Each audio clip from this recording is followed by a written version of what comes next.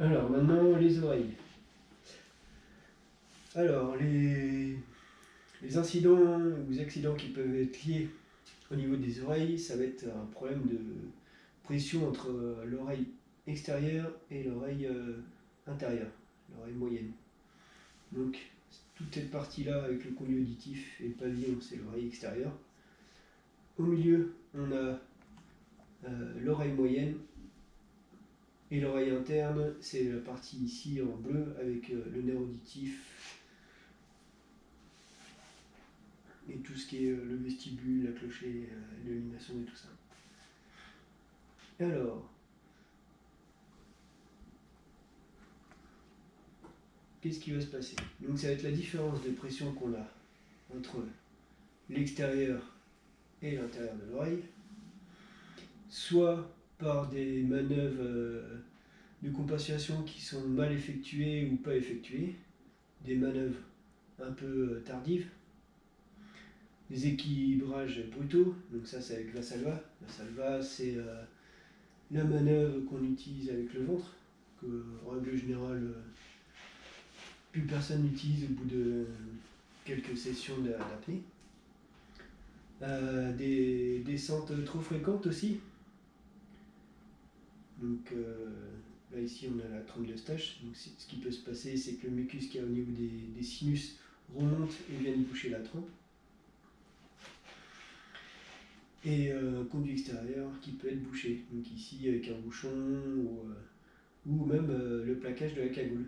La cagoule qui va venir bloquer au niveau du pavillon là. Et ça va faire un effet ventouse. Donc ça va bloquer la compensation. Qu'est-ce qui va se passer? On va avoir des douleurs au niveau des tympans. Dans cette partie-là. On peut avoir un acouphène, des vertiges, des sifflements et même des écoulements sanguins. Donc ça peut aller jusqu'à la rupture du tympan. Conduite à tenir, c'est fin d'activité et la consultation d'un ERL. Donc techniquement, ce qu'on va faire, c'est compenser régulièrement. On ne compense pas quand on remonte. On consulte un ERL de temps en temps et on a le certificat médical aussi, donc notre CACI, certificat d'aptitude et de non-contre-indication à la plongée. On stoppe la descente à la moindre gêne. Ce qui est pas mal, c'est de percer la cagoule au niveau des oreilles. Il faut équilibrer le masque avant les oreilles, parce que sinon on va avoir un plaquage de masque et nos oreilles vont bien passer. Sur la gueuse, c'est anticiper la vitesse de descente de la gueuse. Donc plus on va descendre, plus ça va aller vite. Donc il faut penser à équilibrer de temps en temps. Si vraiment vous avez du mal, moi c'est ce qui se passe en ce moment, c'est favoriser les descentes tête en haut. Donc vous avez comme nos deux petits personnages là, la surface est là, donc vous descendez comme ça. Les palmes vers le bas, au lieu de faire à l'envers.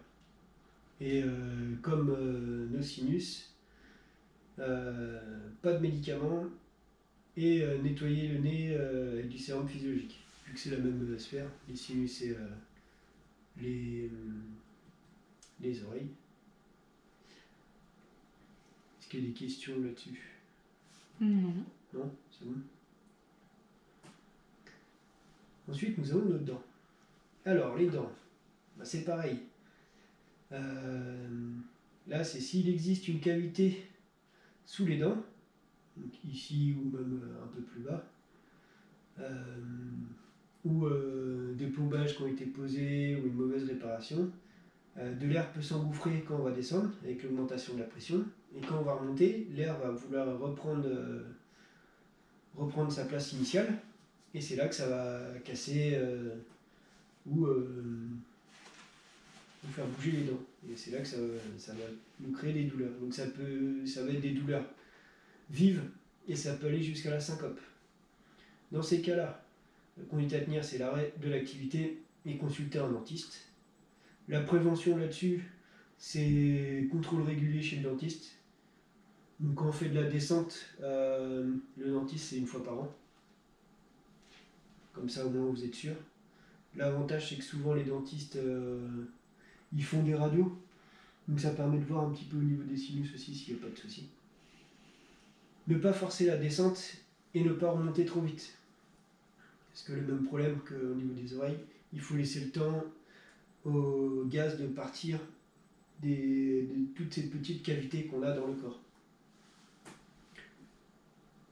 Ensuite, on va passer à la surpression pulmonaire. Et alors, pourquoi surpression? Donc c'est l'augmentation de la pression. Normalement, en apnée, on descend avec l'air qu'on a dans nos poumons. L'histoire de la surpression, ça va être si on prend de l'air au fond.